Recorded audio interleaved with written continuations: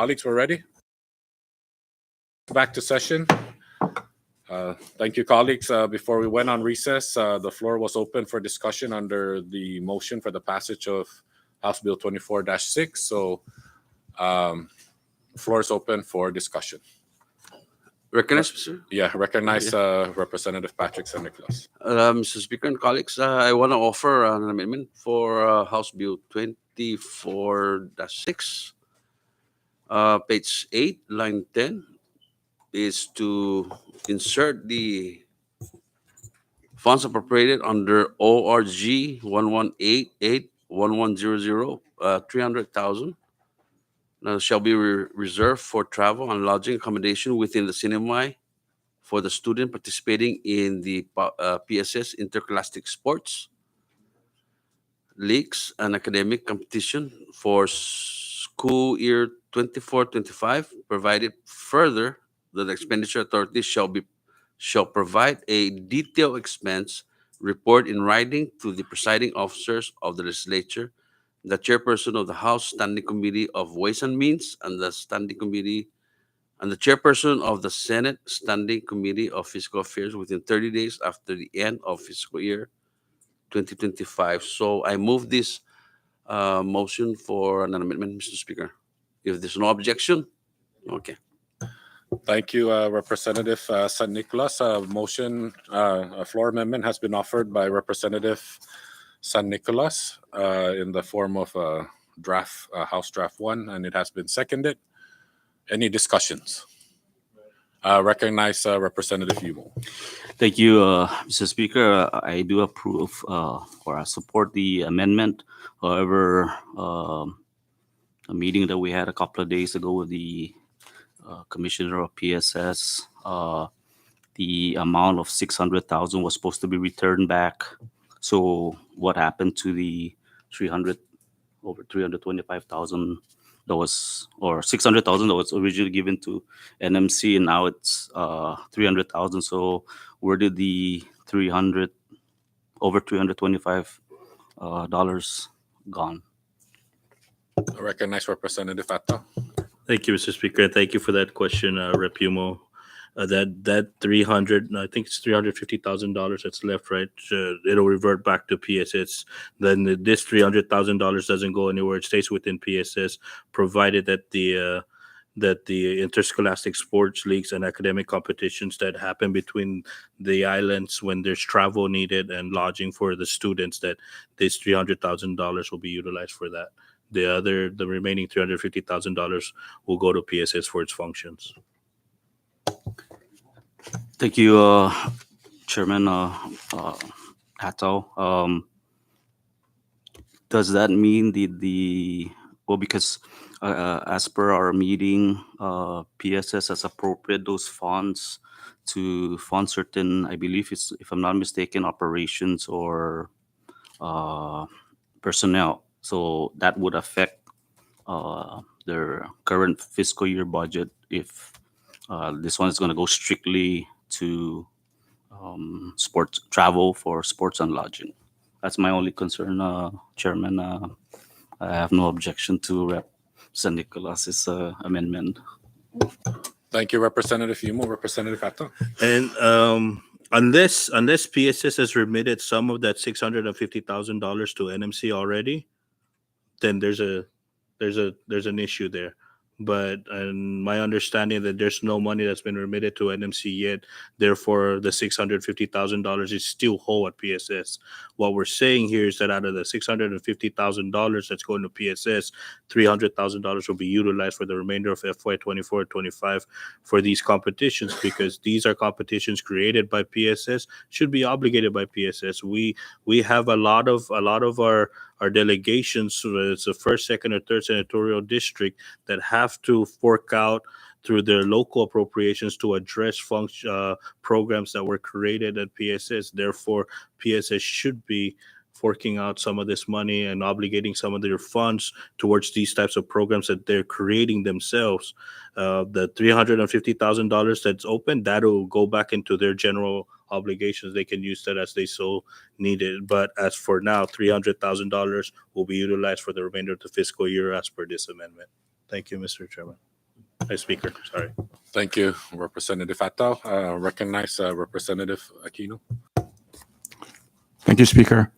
I have no objections, but I just also like to state for the record and to the general public that, as a former athlete myself, I like to see sports organizations like the schools and families come collectively together to do individual private fundraising, rather than to just dish out a big chunk of change. Because I've seen like schools right now, they're doing car wash right in Shell gas stations. And we already know like the season for sports, they got ample time to start fundraising where they can minimize some of the overall cost associated with the expense for these sports games. That's all. Thank you, Representative Aquino. Any further? Recognize Representative Yanktamai. I would like to also include cultural competitions because that's what right now they're doing these fundraisings for their cultural competition. I believe in Guam.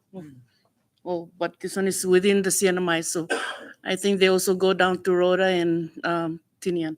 So I would like to ask if that can be included in this one, not only the sports and academics for cultural preservation. Thank you. Question on that. Yeah. Just point of clarification. Recognize Representative Attal. Thank you, Mr. Speaker. Just point of clarification when in regards to the cultural, if it's a PSS program, then we can include it, and that shouldn't be a problem. But if it's outside of a PSS program, this is we're trying to get the money back to PSS. That $650,000. So if it's a PSS program, maybe you can offer a subsidiary motion to include it in this amendment. Then we can just move on from there. Okay, thank you. Representative San Nicolas, did you have something to say? Okay, Representative Beneventi. Thank you, Mr. Speaker. With regards to the meeting a few days ago with the commissioner, we have highlighted that issue too with regards to the community and cultural type effort within the school system. And he is working, according to him, based on our conversation, he was working on it to try to make it as flexible as possible that he could do. And then in time, he will, in maybe a few weeks from now, he will do a presentation for the whole entire legislature over here in the House. So to give us the complete highlights of everything, what's going on PSS. That's all. Thank you, Mr. Speaker. Thank you, Representative Beneventi. Representative Yanktamai. Sorry, was I supposed to offer a substitute for this? Okay, and see Yeah, council? let's take a quick recess. Okay, Quick thank you. recess.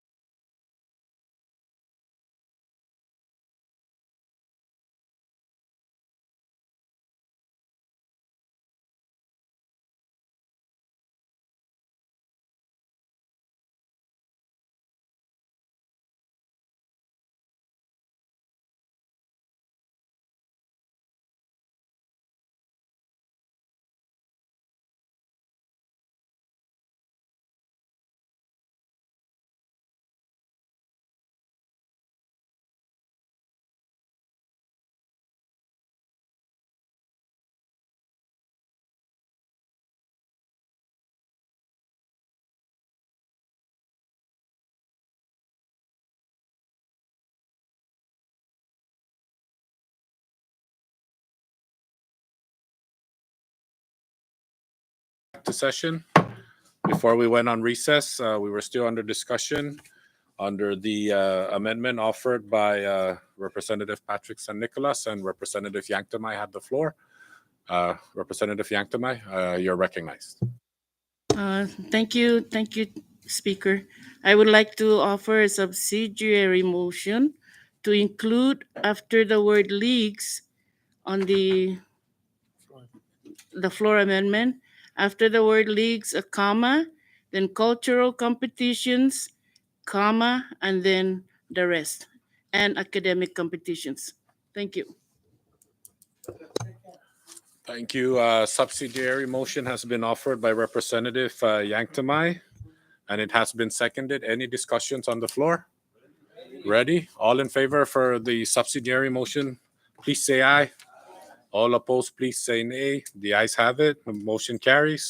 We now move back to the floor amendment offered by Representative San Nicolas. Any further discussions? Recognize the floor leader. Thank you, Mr. Speaker. And while I commend the amendments made by our representative from Tinian and the inclusion of language made by a representative from Precinct 3, I would be remiss to say that I wish these budgets can be piecemeals, but it can't.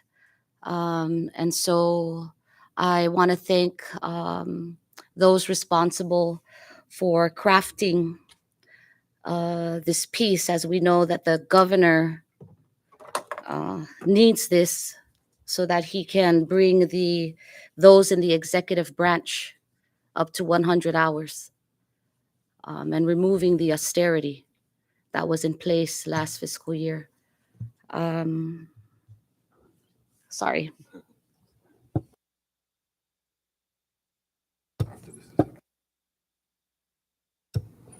So thank you, Rep. San Nicolas. I love my having my speaker around because then he keeps me in check here.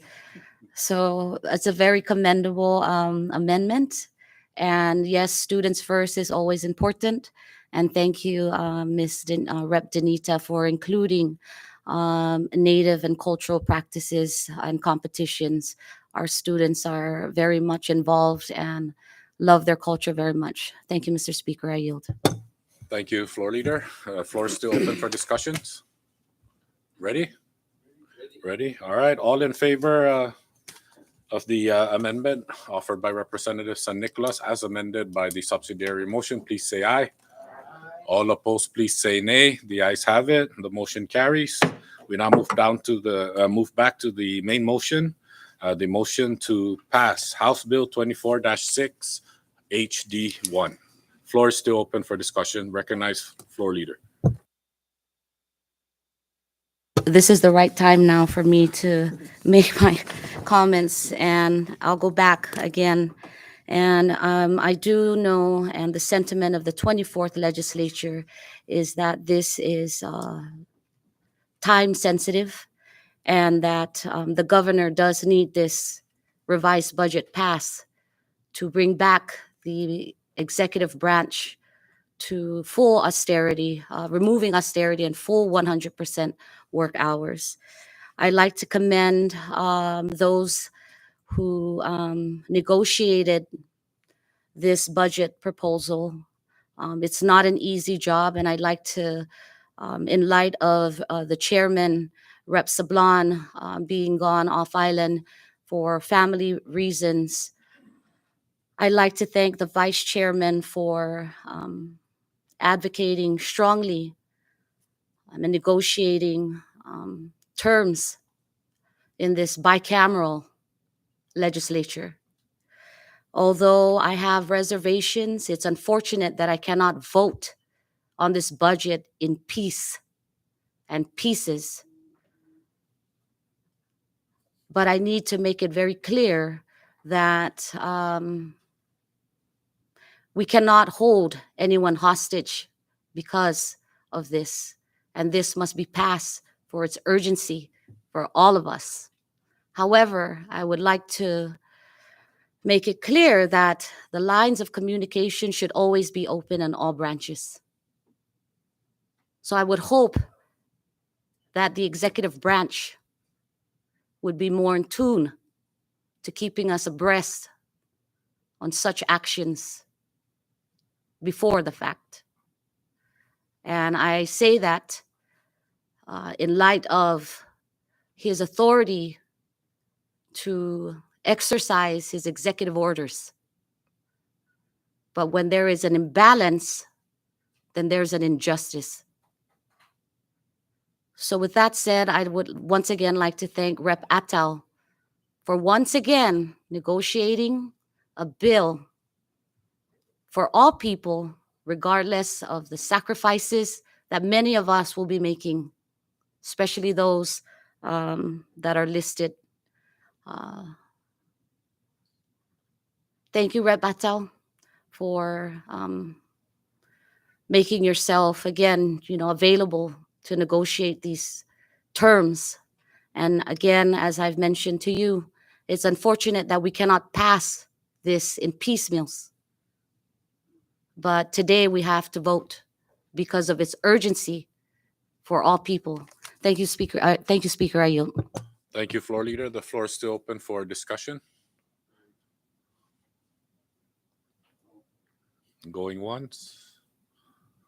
Representative, I recognize Representative Benavente. Thank you, Mr. Speaker. Can I speak in tomorrow? Okay. Ti klaro dulu kinis tinabio. Honestly, ti klaro dulu. Safa ane matsogwis tinabio. Gini ni Senate mogi. Manafandanya todo. Malampalun. Ya tisinya ta bugbuk hujung tisinya ta bugbuk hujung.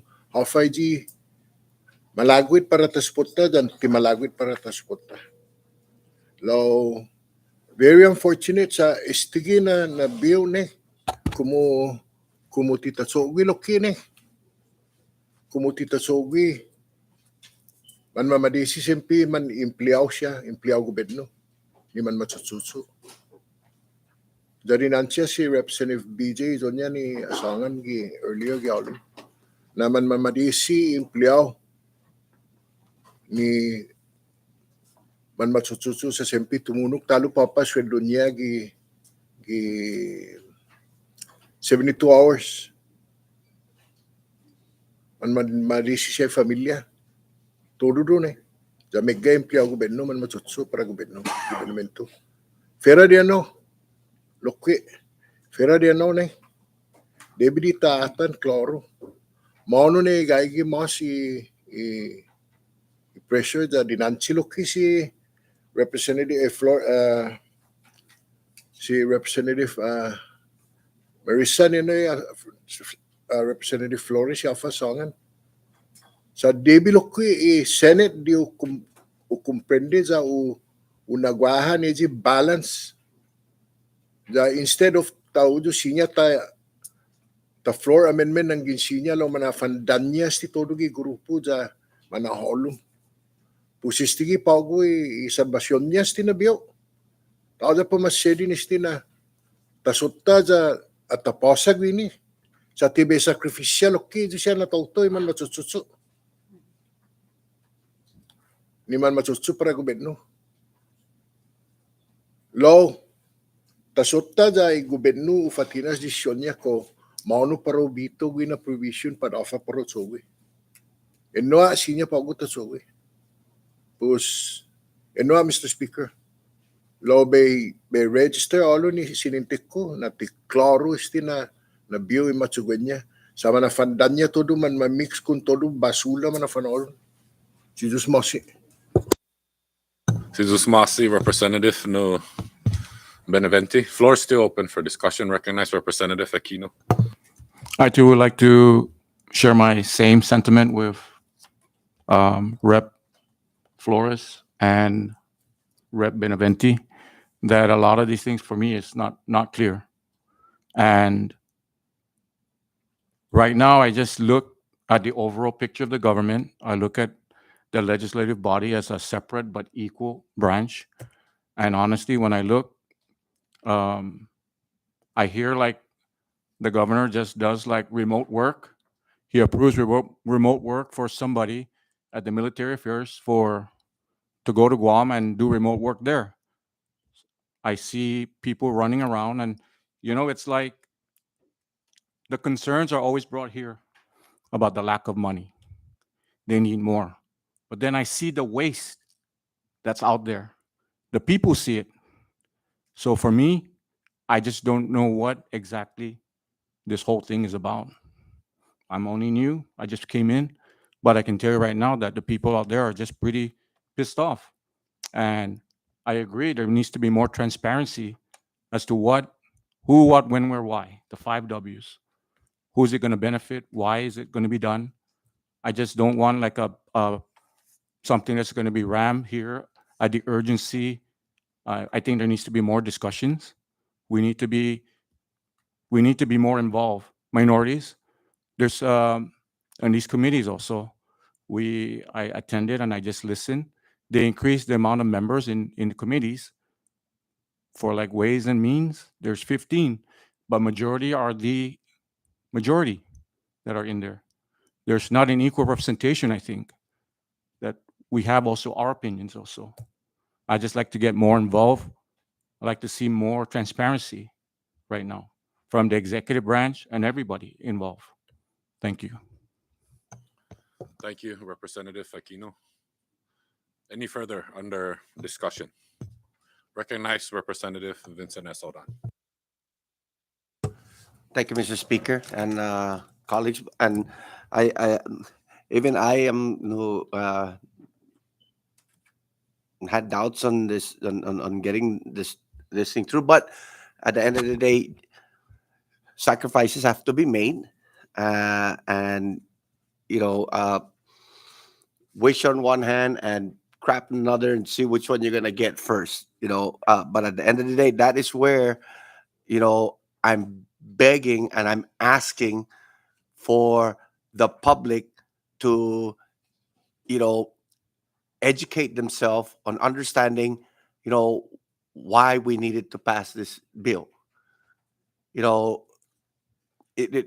When people out there are talking on a subject that they don't understand, it makes us look like we're the bad guys. And be it may, or it's that the sacrifices that have to be made, and the horse pill that we were forced to swallow because somebody is playing politics.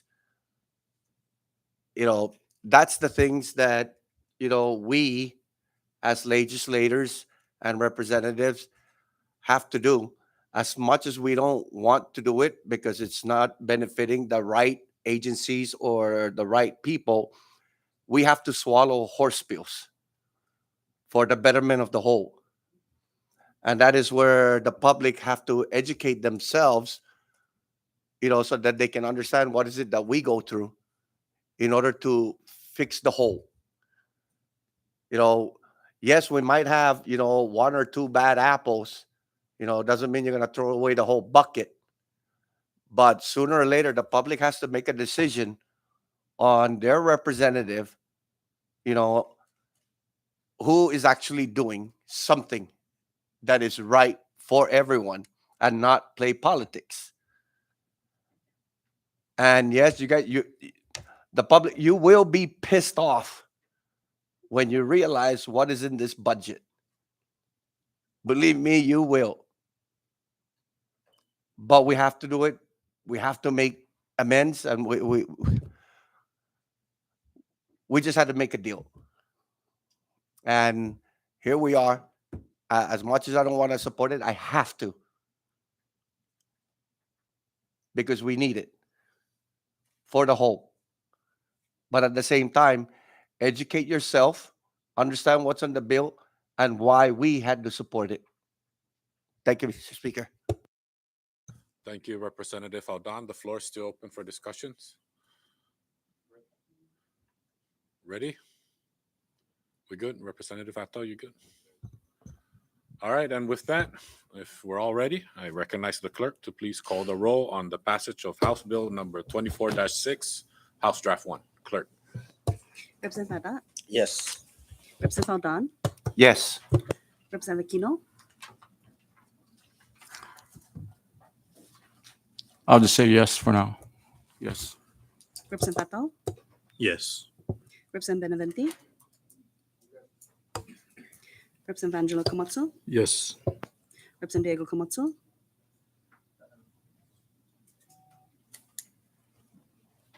Representative Joel Camacho, Hunggan. Representative Joseph Flores, Yes. Representative Marissa Flores, Representative Vogel, Yes. Representative Omar, Hunggan. Representative Palacios, Hunggan. Representative Nicolas, Yes. Representative Yang Tamay, Aware. Representative Yumo, Representative Diego Camacho, Yes. Representative Marissa Flores,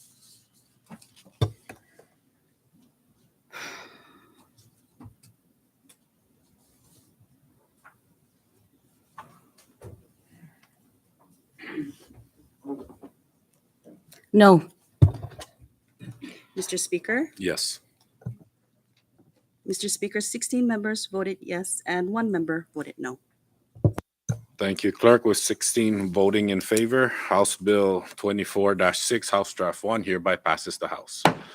Thank you, colleagues. We'll take a quick recess for the clerk to prepare the transmittal. Quick recess.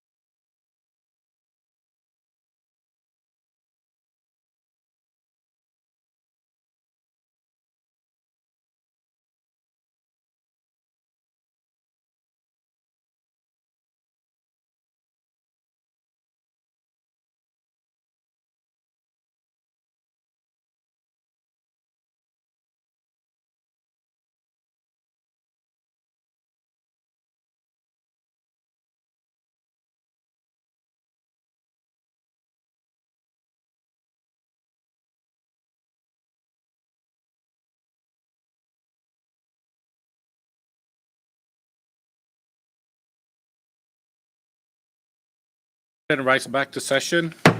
Before we went on recess, we were under the bill calendar and we passed House Bill 24-6, House Draft 1. And as discussed earlier, after that we will be moving back to where we were in the agenda. So now we're on item number 6, messages from the governor. And I recognize the clerk.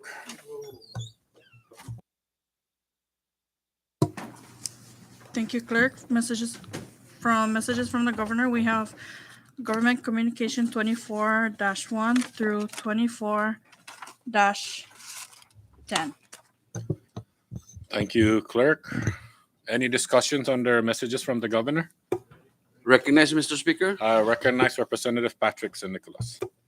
Thank you, Mr. Speaker. I just want to thank the governor for signing House Local Bill 23-71 D1 to appropriate 18,000 from revenues collected from poker fees in the second senatorial district and for other purposes, and it became Tina Local Law 23-21. If I may continue, Mr. Speaker, thank you to the governor also for signing to House Local Bill 23-54 D1 to impose a 0.5% ad valorem local excess surtax for the privilege of imposing construction materials from the outside the Commonwealth by licensed construction contractors in the second senatorial district, and it became Tinan Local Law 23-22. Thank you, Mr. Speaker. Thank you, Representative San Nicolas. Any further under governor messages from the governor? Ready? All right, we'll move down to item number 7, Senate Communications, and I recognize the clerk. Thank you, Mr. Speaker. Under item 7, Senate Communications, we have 2 items, Senate Communication 24-1 and 24-2. Thank you, clerk. And with that, I'd like to recognize the floor leader for the motion to accept Senate Communications. Floor leader. Thank you, Mr. Speaker. I move that the House accept Senate Communications 24-1 and 2 to become the property of the House. So move. Thank you, floor leader. A motion has been made to accept Senate Communications 24-1 and 24-2, and it has been seconded. Any discussions on the floor? Ready? All in favor, please say aye. All opposed, please say nay. The ayes have it. Motion carries. Thank you, colleagues. With no further discussions, we now move down to item number 8, House Communications, and I recognize the clerk. Thank you again, Mr. Speaker. Under item 8, House Communications, we have House Communications 24-1 through 24-14. Thank you, clerk. Any discussions under House Communication? Recognize Representative Joel Camacho. Thank you, Mr. Speaker. I just want to ask for some clarity under House Communication. This is in reference to House Communication 24-10 and the proposed rules for the House. I know that there are pending amendments to raise the level of membership for each respective committees. I'm just wondering if it's possible that we can start appointing members now, or should we wait until the rules have been adopted by the House? Thank you. Thank you. And my understanding is until the rules are officially adopted, that's when you can add the members. As for now, though, if you feel that you should call a committee meeting, you're pretty much ready for business to go ahead and conduct JGO business. All right. Thank you for that clarification. When the rules pass, that's when you can add more members. Thank you. Okay. Any more discussions under House Communications? Ready? All right. We now move down to item number 9, communications from the judicial branch, and we have none. Item number 10, communications from departments and agencies, and I recognize the clerk. Thank you, Mr. Speaker. Under item 10, communications from departments and agencies, we have several. Department Communications 24-1 through 24-4. Thank you, clerk. Any discussions under communications from departments and agencies? Ready? All right. For Department and Agency Communication 24-1 will be referred to the Committee on Natural Resources, and Department and Agency Communication 24-4 as well will be referred to the Committee on Natural Resources. All right, with nothing further, we move down to miscellaneous communications. Clerk? Thank you again, Mr. Speaker. Under item 11, miscellaneous communications, we have several. Miscellaneous communications 24-1 through 24-9. Thank you, Clerk. Any discussions under miscellaneous communications? Ready? All right. For miscellaneous communication, just for reference purposes, 24-6, we refer to Ways and Means. And with nothing further, we move down to item number 12, reports of standing committees. We have none. Item number 13, reports of special and conference committees. We have none. Item number 14, unfinished business. We have none. We now move down back to item number 15, resolution calendar, and I recognize the floor leader. You want to recess? Thank you, Mr. Speaker. I move for the adoption of House Resolution 24-3, a House resolution expressing profound gratitude to Paul Atalik Magnolia, his wife Lydia Manabusan Magnolia, and their children Deanna, Paul Jr., Den, Pauline, Maria, and Amalia, for unselfishly sharing their husband and father with the people of the Commonwealth of the Northern Mariana Islands and extending best wishes to him and his family on the occasion of his retirement. So move. Thank you, floor leader. A motion has been made for the adoption of House Resolution 24-3, and it has been seconded. Any discussions? Ready? All in favor to adopt, please say aye. All opposed, please say nay. The ayes have it. House Resolution 24-3 is hereby adopted. Floor leader. Thank you, Mr. Speaker.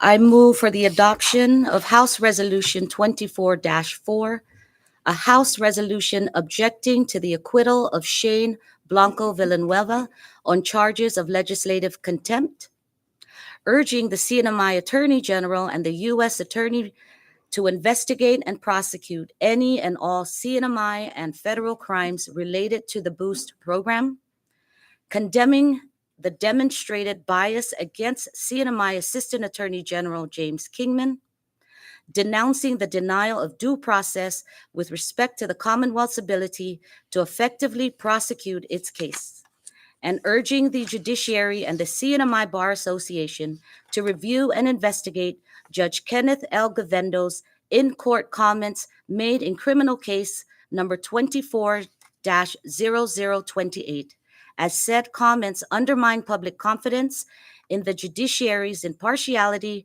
and reflect a personal bias that was unbecoming of a member of the CNMI judiciary. So move. Thank you, floor leader. A motion has been made for the adoption of House Resolution 24-4, and it has been seconded. Any discussions? I recognize Representative Roy Adda. Thank you, Mr. Speaker. Just stating my opinion for the record, I am opposing the House Resolution 24-4.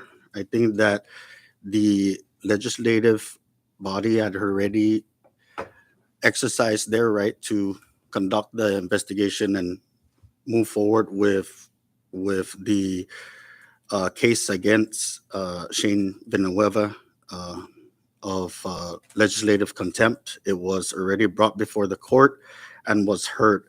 And in that case, I feel that it is not in the public interest at this time for such actions and resources to be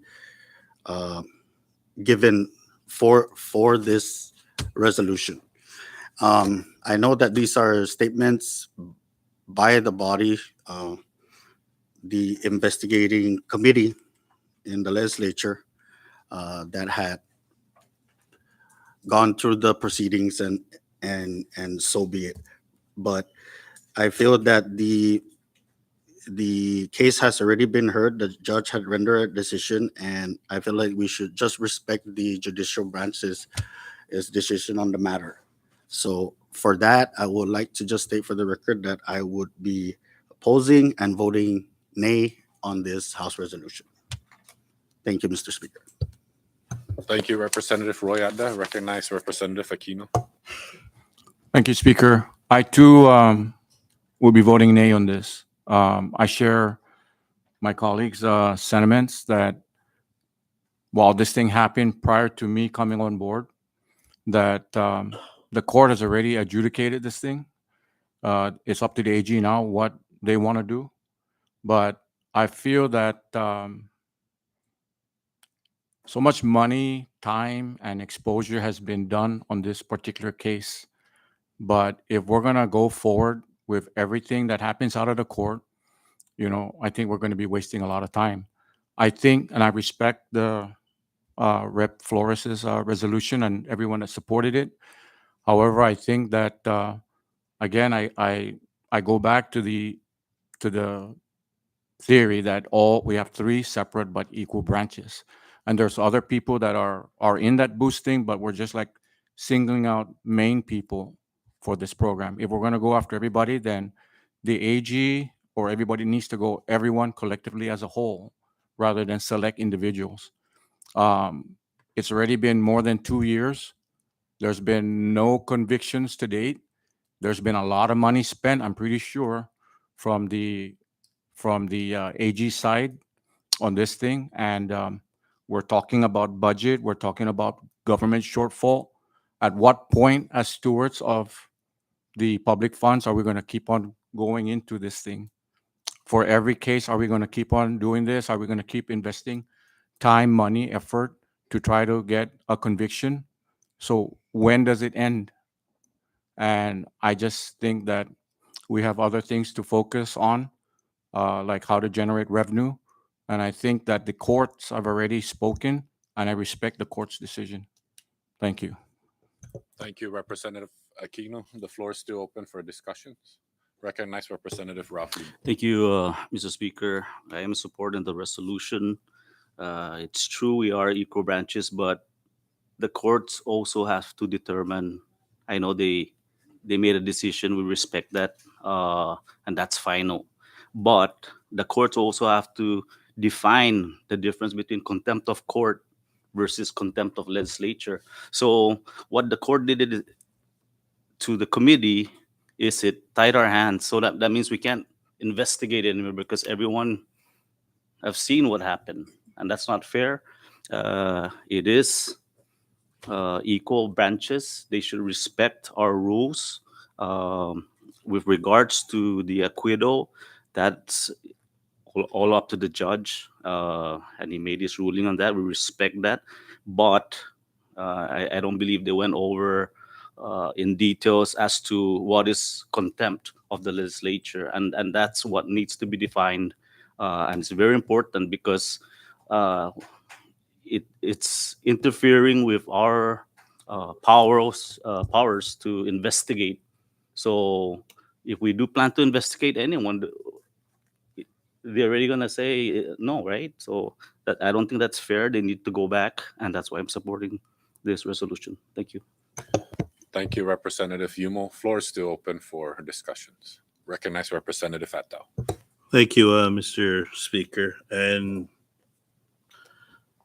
I like Rep. Hume was in support of this resolution because the whole issue here is the contempt of the legislative process, and I believe that the decision was in that proceedings in the judicial branch. Although I respect the decision of Judge Govendo and during that hearing, but it seemed more like a criminal case in regards to stealing, and it wasn't. Shane Villanueva wasn't handpicked out of the individual. Shane Villanueva's name popped up towards the end of the original investigation in the 22nd legislature. That's the reason why Shane Villanueva was called in, and his name popped up from Bank of Saipan as the person reviewing the fisheries farmers and ranchers program. So it wasn't that Shane Villanueva was handpicked. There is a list of individuals that were going to be brought in and questioned regarding the boost program. I know that one of the arguments in court was that that we cannot appropriate federal or the ARPA monies, but there was legislations that were produced to allow the legislative body to be a part of that appropriating authority. But what they didn't answer that in that specific question is if we misspent federal money at the end of the day, it's going to be the central government that's going to have to pay back those monies to the federal government. And this body is going to be obligated to find the money to pay back the federal government. So if you're going to strip away our authority in regards to contempt, and Rep. Yumo's right, any future investigation when they're misspending funds or there's some type of corruptions within the government, nobody's going to respect the legislative branch and its authority to investigate how monies are being spent. There's not going to be a true transparency for this legislative body. We might as well call ourselves just a body, because we're not going to be a true equal branch of any part of the government. This decision, in my opinion, kind of strips our authority in regards to pursuing a contempt case in the legislative process. So if the title reflects that it's in an individual or a specific judge, it's not. It's really talking about our authority in investigating individuals or entities within our government and how they spend money. If we don't at least hold that part on our end, then we might as well not be introducing legislations or even the budget for that matter. Why don't we just give it to the administration, let them decide how the money's going to be spent, and move on? Skip this branch of government, because we seem to not exist with any authority. So this resolution is at the very least going to show that this branch is doing something to make sure that our abilities to investigate and our speaker's authority through our rules to push for contempt of an investigative body within this branch is there, and it's acceptable outside of the legislative branch. Unfortunately, we're not going to be the ones that are going to hear their case. We investigate, we held them in contempt, we send it to the AG's office, then it goes out, it goes to the court system. If there's anything, it's this body's authority to investigate and hold anybody in contempt that has to go through all the other branches of government just to get to that point. So what authority do we have as a body if the decision that was rendered kind of strips our authority, our ability to hold people in contempt? They're not gonna respect this body. There's not gonna be any belief in strength. Like Rep. Yumo said, people are not gonna come up here and enter or come in here to answer questions from this body, because now it seems like we're not holding any water. But I think it needs to be clear of the decision made by the courts of what is the authority of a legislative contempt and a judicial contempt, because we weren't investigating Shane Villanueva or any of the other individuals that were a part of the Boost program. We were investigating the Boost program, not the individual. And it seemed that case was rendered, a decision was rendered based on an individual. It wasn't the individual. The overall picture is about the Boost case. And I think that we should support this resolution for the fact that there's respect for this body. And if the members are not going to, I respect your vote if you're not going to support the resolution, but you're also giving up the authority of this body to be able to be a part of the equal branch of the government of the CNMI. Thank you, Mr. Speaker. Thank you, Representative Attal. Floor is still open. Recognize Representative Patrickson. Yeah, thank you, Mr. Speaker. This is I respect our good floor leader, of her resolution on this, but for me, this is an intrusion of the executive authority, urging the CNMI Attorney General to investigate the former Boost programs implies to a directive to the executive branch, which must remain free to exercise its prosecutorial discretion without legislative interference. And the other thing is the interference with the judicial independence calls to investigate a sitting judges. Comments during a trial undermine judicial independence. Judges must be free. Judges must be free to perform their duties without undue influence from the legislature branch. This is equal power of equal branch. in our government. With that, Mr. Speaker, I'm not voting for this resolution. With that, I yield. Thank you, Representative Nicholas. Representative Aquino, you rose here. Yeah.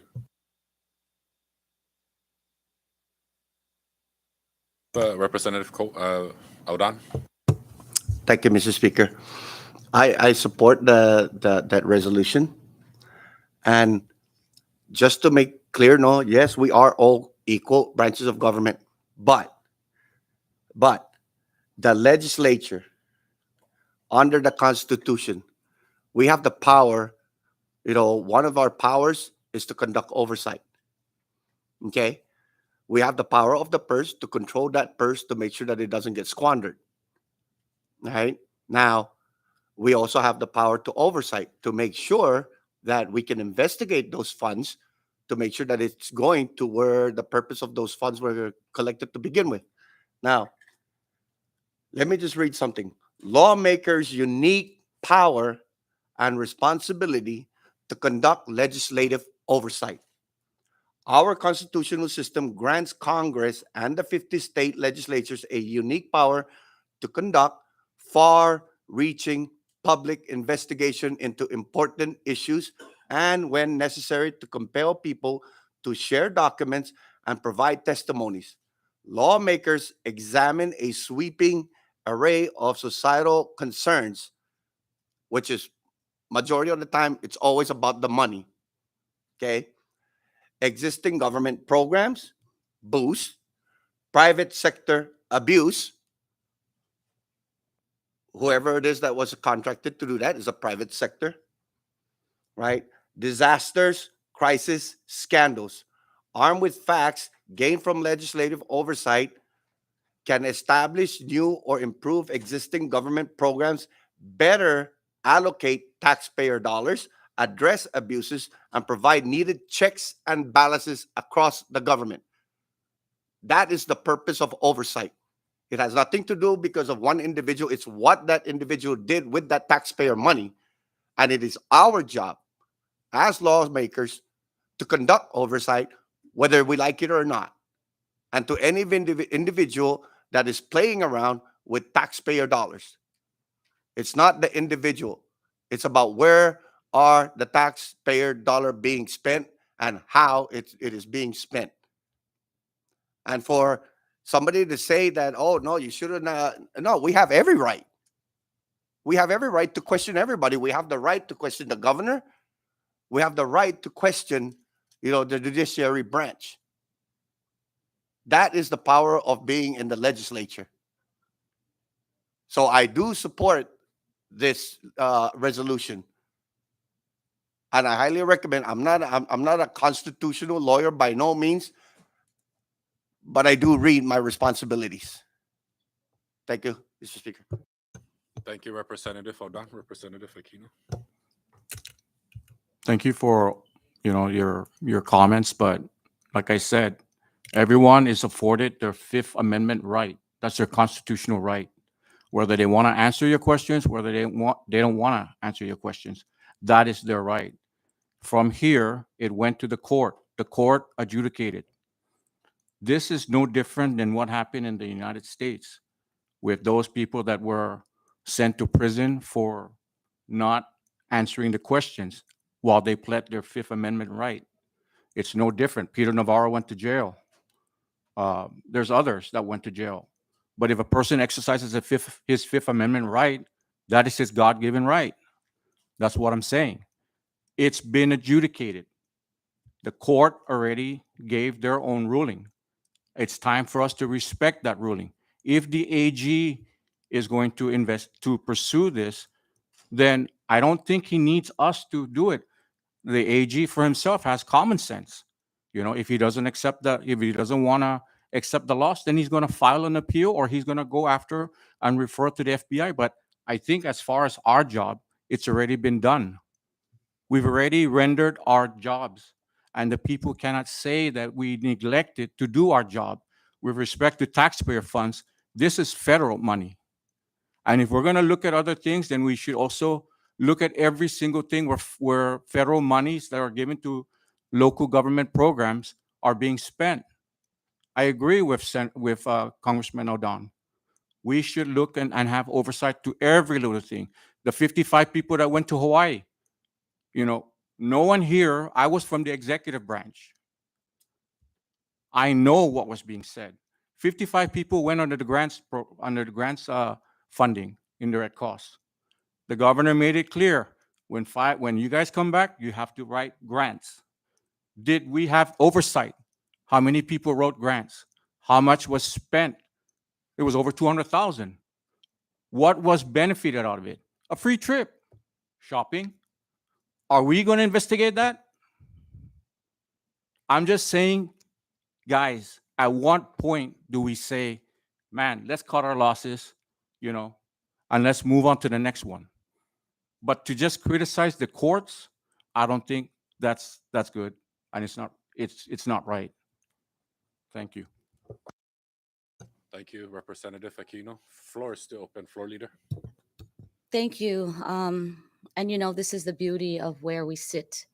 We can debate on issues that are critical to the needs of the public, but also critical to our powers as legislative elected officials.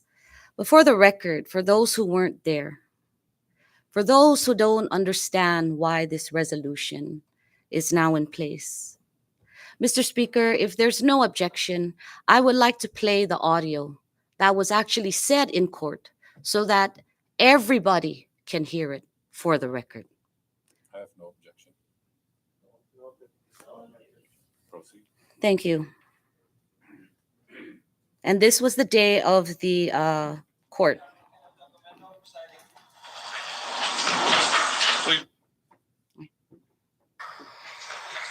Please be seated. Today is January 29th, 2025, and this is the afternoon calendar. And this is criminal case 240028, CNMI versus Shane Blanco Villanueva. All right, good afternoon, gentlemen. First of all, I would like to compliment both councils. We've had a lot of spirited discussions, some interesting issues regarding the law, well argued, and my hat is off to both councils for being up to date on the law and advising the court of what their opinion is of the law. So my compliments to both of you, to all counsel. Hoffman versus the United States is a case cited by both counsels regarding using the Fifth Amendment.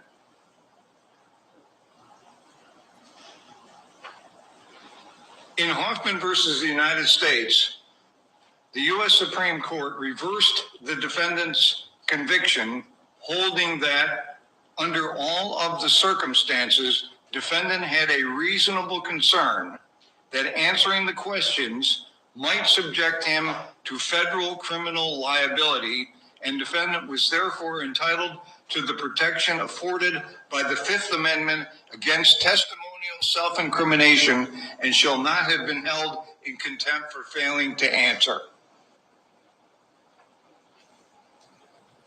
That's the Hoffman case. In this case, Mr. Villanueva appeared in front of the legislature on February 20th thinking that there was going to be a hearing, and it was postponed or canceled or put off to another time.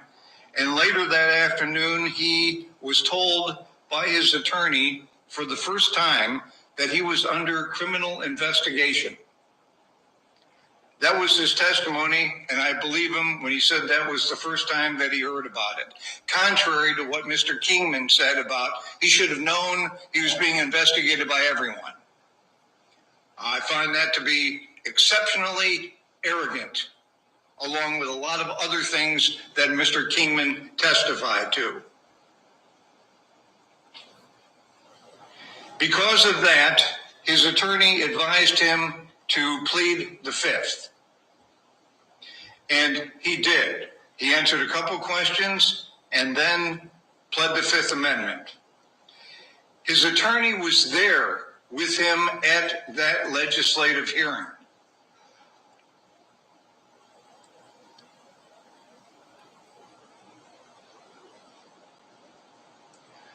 I find that the defendant was alarmed and scared at the time that he was at that legislative hearing that he was going to be prosecuted for something. Although his attorney didn't tell him what it was going to be, because he probably didn't know what it was going to be. The way you find out that you're going to be prosecuted is that an information is filed, just like it was in this case, saying he's being prosecuted for contempt of the legislature. But no information had been filed. So his attorney couldn't tell him what it was, but it was enough to frighten Mr. Villanueva to the point where he pled the Fifth Amendment. Was that reasonable? Well, the prosecution thinks no. He still should have answered some questions. But when somebody is put in that position and they're advised by their attorney that they're going to be prosecuted for something, you can't blame them for being a little bit scared, wary, and the attorney says plead the fifth. And that's exactly what Mr. Villanueva did. He exercised his right to plead the Fifth Amendment.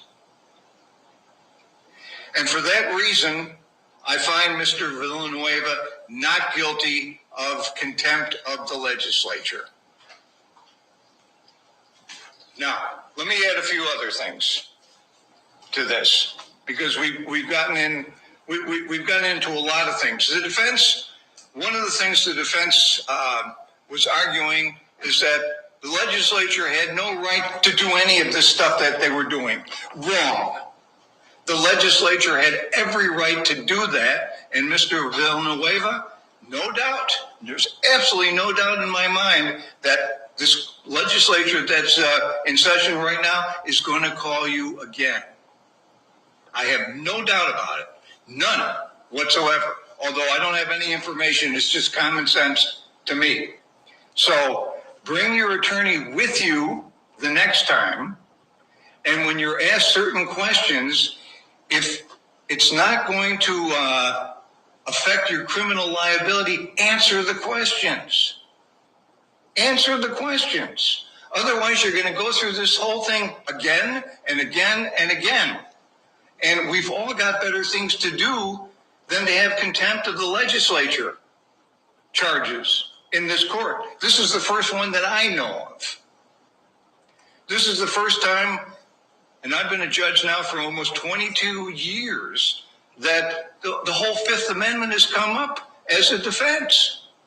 It's just not something that happens all the time. Because usually in a criminal case, the defendant is not required to testify.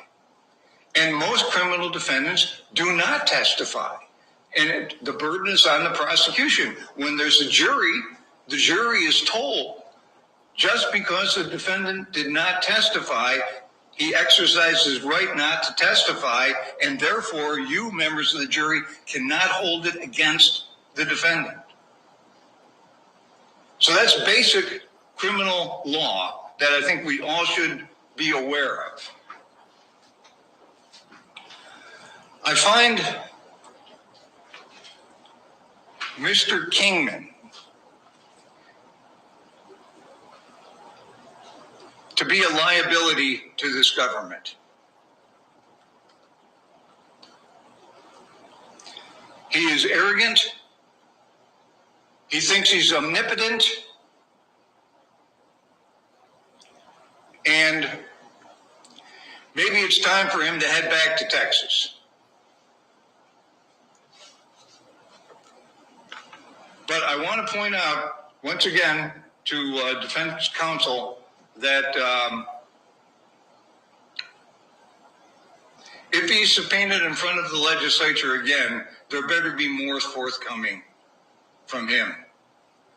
Otherwise, I don't know if it's going to end up before me or another judge, but it might not end up in a not guilty verdict.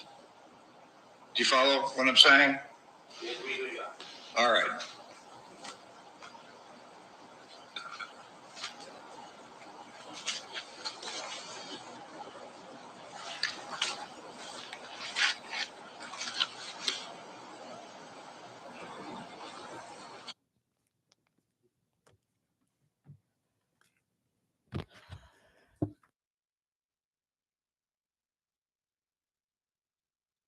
Thank you, colleagues, for just allowing that voice audio transcript. Now, the case was open to the public, but it wasn't open to the legislators. We were there. We were told to not be present in there. And we weren't sure why, but we respected the court. The question now, as I will say, I'm not going to pose a question, but I would have to support this bill. And I would like to thank my colleagues, Representative Yumo and Representative Atto, for eloquently stating the reason and the importance of this resolution. Now, do I think it's okay for a sitting judge to make such slanderous remarks and racist remarks? Absolutely not. And that is part of this resolution. Now, just like a budget, right? We can't vote in part, nor we can vote for this resolution in part. But that does not represent the judicial branch. They have canon laws that they are to abide to, and that is one of them. To uphold that, your place in that bench in a respectful and in a manner that is upholding of such a prestigious seat. So with that, Mr. Speaker, I hope and I ask my colleagues to please support this resolution, because at the end of any day, this will now determine, after us, we're all here on borrowed time. So if anybody out there might have a child that's going to run for political office or what is the standard that you're setting for this branch? This branch is just as important and just as responsible. And we have an obligation.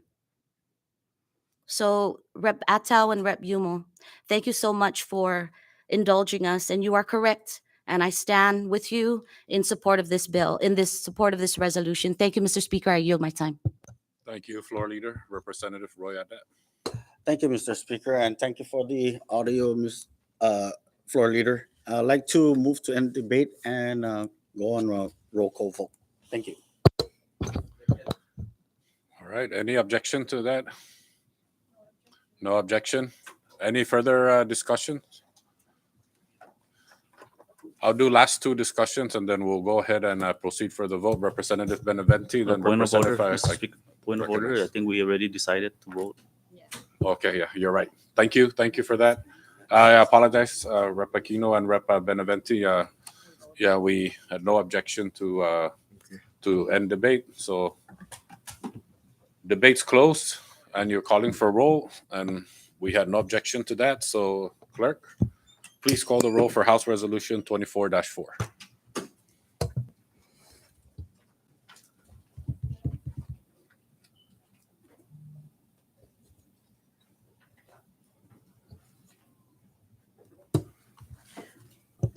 Representative Adda, Nay.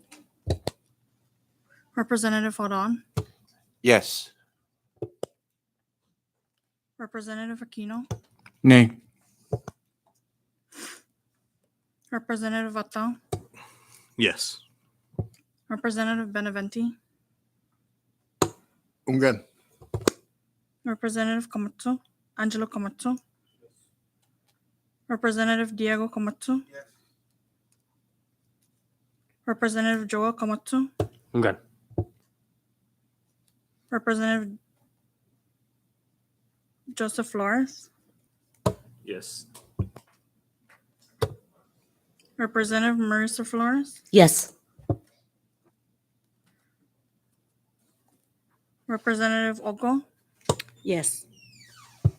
Representative Omar, Ungan. Representative Palacios, Ungan. Representative San Nicolas, He-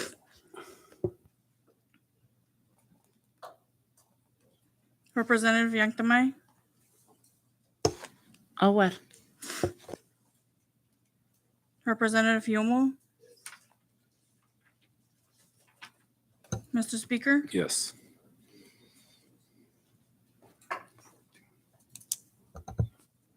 Mr. Speaker, we have 14 yes and 3 no. Thank you, Clerk.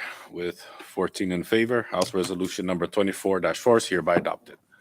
Thank you. Floor Leader. Sorry. Thank you, Mr. Speaker. At this time, I move for the adoption of commemorative resolution number 24-1, a House commemorative resolution to recognize and commend Dr. David S. Grauman and Dr. Elizabeth A. Conan for their exemplary service and selfless dedication to the Commonwealth Healthcare Corporation in the Commonwealth of the Northern Mariana Islands. So move. Thank you, Floor Leader. A motion has been made for the adoption of commemorative resolution 24-1, and it has been seconded. Any discussions? Ready.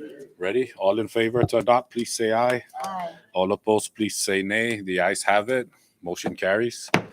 Thank you, colleagues. We are now done with the resolution calendar and the bill calendar. We now move down to item number 17, miscellaneous business, and the floor is open for discussions. Recognize Representative Roman Beneventi. Thank you, Mr. Speaker. With regards to the arguments, or not the arguments, but regards to the resolution that was highlighted by Ms. Marissa Flores, regards to the court's behavior or the judge's behavior in court, I'm not concerned basically of what really transpired. I'm just concerned of the powers and duties of the three branches of government, with the executive, judicial, and the legislative. What the judicial did was trying to infringe their authority into our turf, and I don't think that's the way it's supposed to be, because they try to tell us what to do and what not to do.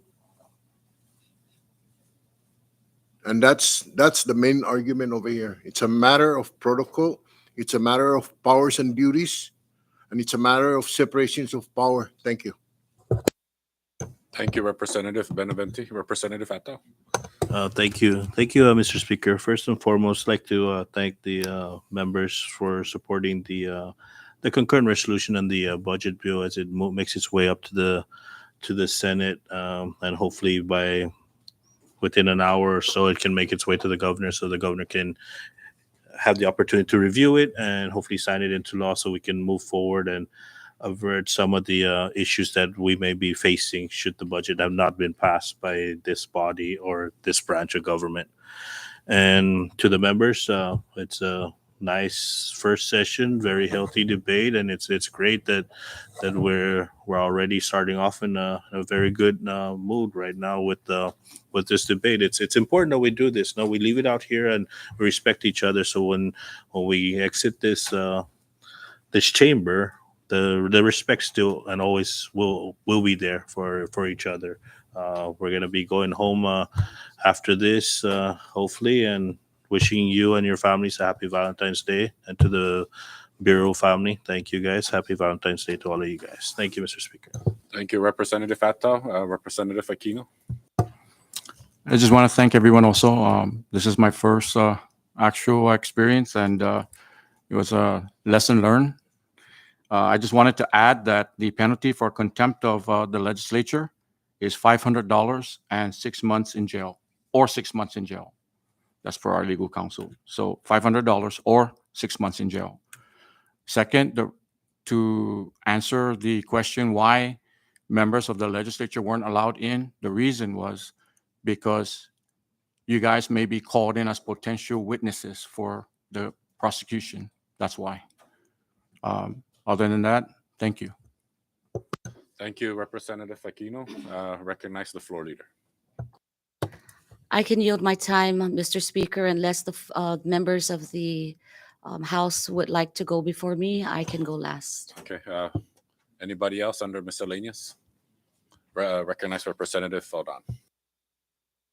I know that we already like queued this, not a debate, but I just wanted to make it clear, Nate, it's because of, it's not so much as the individual that I'm concerned about. It's the taxpayer dollar, because at the end of the day, nobody in the whole CNMI or in the world, for that matter, that are paying into this tax dollar should be squandered, because everybody, people sweat to earn that money, and the government takes it. And then when the government is sleeping with somebody or whatever it is that they're doing, and then they're misappropriating those funds, that is no way in any shape or form beneficial or fair to the people that are paying those dollars. That's that's all I'm trying to say. But we do have, when it's useless to even have an oversight when at the very beginning you're pleading the fifth. We didn't even present, or show the evidence that we've had. But we already know their game plan was that plead the fifth on everything. Okay, not even looking at the evidence yet. You're already complete. We ask you, what school you're going to or whatever. I plead the fifth. On advice of counsel, I plead the fifth. Those are not incriminating, but you're already going to plead the fifth. And we didn't even show the evidence yet. So can this investigation move forward? Yes, it can. And that way we can bring out all the evidence we have and actually show it to the public. And I know that not everybody, read or looked at all the evidence that was gathered, but if you see what was gathered, and I hope that everybody gets a chance to go get it and read it, because you're going to be question marking everything. It's ridiculous. That's all I'm saying. It is our due diligence in the legislature, especially, and as Congress, is to figure out where is the best way to appropriate these funds, and to investigate to make sure that when we do appropriate it and we give it to whatever agency or whatever branch, that it is being spent in the way that it should be spent. That's the reason why we appropriated the funds.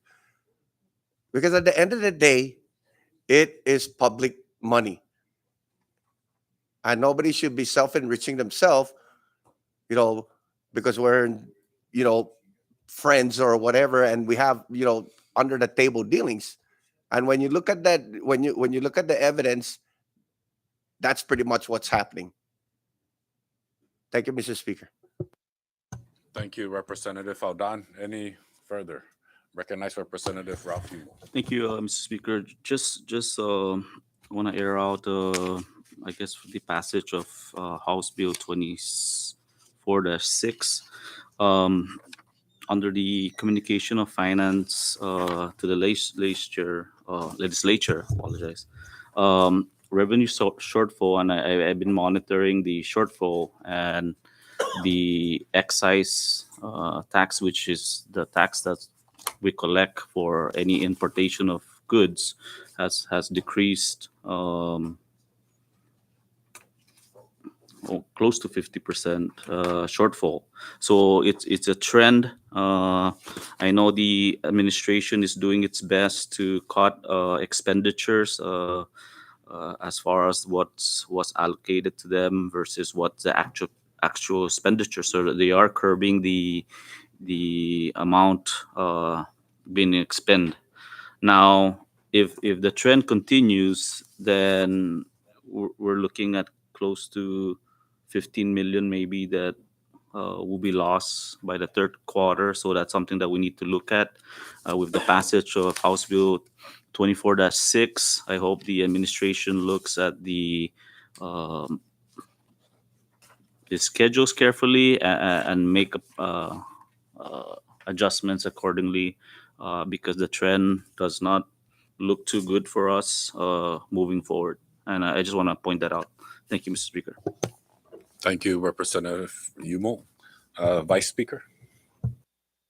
Thank you, Mr. Speaker. And going back to House Bill 24-6, I was poised to vote no initially.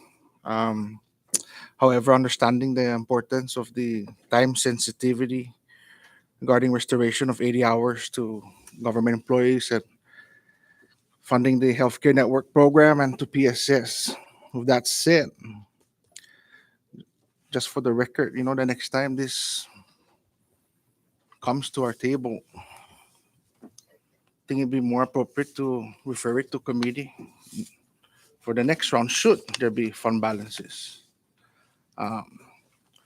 If it indeed was urgent, we have the authority to call for an emergency session if it was an emergency.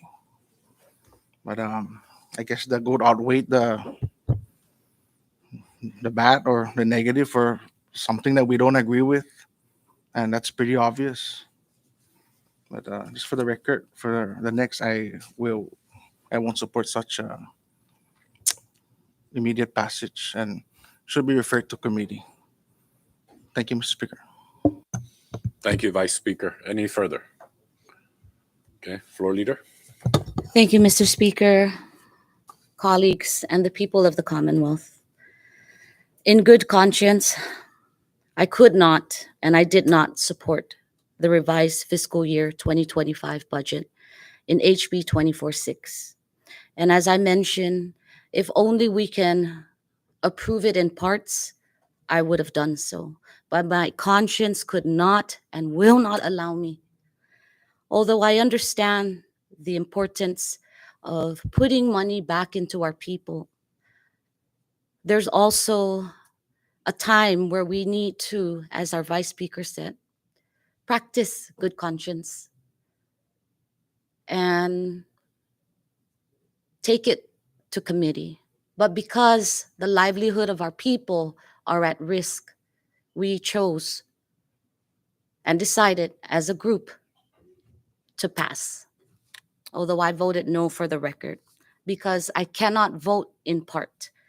But because now it is public record, I urge the CNMI Commonwealth to look at the budget and go back to page 7 and read it.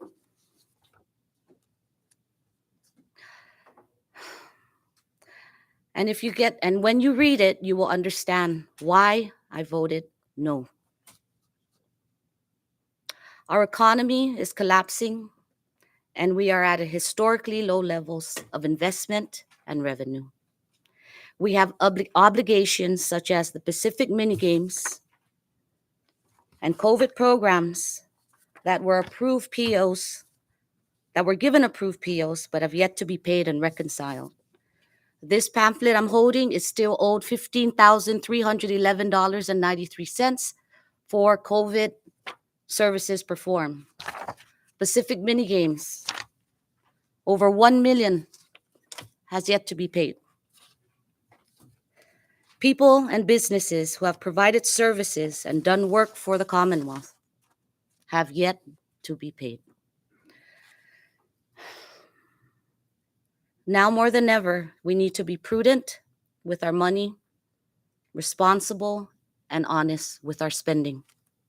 This is about integrity and my promise to my constituents and our Commonwealth. We are elected to the office on a platform advocating for change, anti-corruption, accountability, and transparency. Our community has spoken, and these actions maintain the status quo our voters have condemned. I sincerely hope that the Commonwealth can forgive my vote of no, because I couldn't vote in part. But I trust that the executive branch will do its due diligence. I applaud the work of everyone involved in House Bill 24-6 to avoid austerity and guarantee a 40-hour work week to our government employees for the fiscal year 2025. Our people and our community are those in greatest need of our attention need our help. But I will not compromise my principles, and I will continue my commitment to the Commonwealth and the people to do what is right. I work for the people of the Commonwealth. Thank you, Mr. Speaker. I yield my time. Thank you, Floor Leader. And with nothing further, we now move down to item number 18. Quick recess.